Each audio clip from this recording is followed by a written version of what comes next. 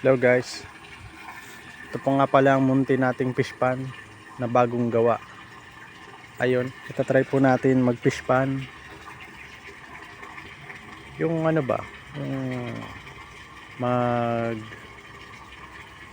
aalaga po tayo ng tilapia. Ayan po. So, ang ginawa po natin, nag-construct po tayo nitong ano, ayan, yung pa-box.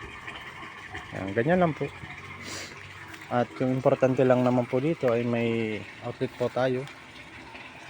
Yan po yung outlet natin. Ayan, nasa taas, at ito naman yung drain sa baba.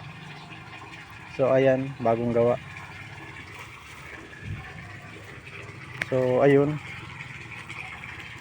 pinagana po natin yung water pump para may tubig. Ayan, kailangan po malakas yung water natin, yung water pump, kasi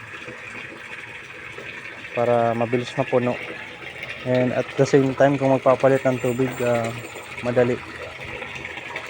Ayan po. So ayan, bagong gawa.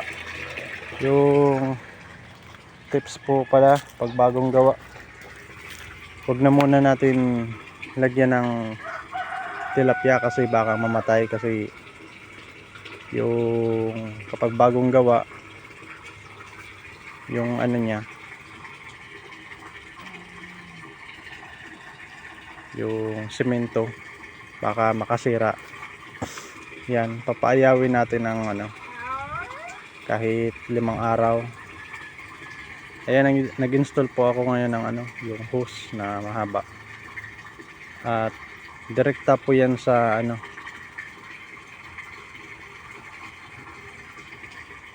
tubig, sa yung tinatawag na deep well. Pwede po yun. Sa amin gumawa po ako ng bubon na dinadaanan po na yung tinatawag po dito sa amin na kali. Yung kali, basta po yung tubig po galing sa ilog pumupunta sa kali, and then ayan, yung tubig na ito galing po to sa ilog. So ayan, yan po, ganyan lang po. So next time pong vlog natin ay papakita natin na may isda na po dyan. Okay, thank you po.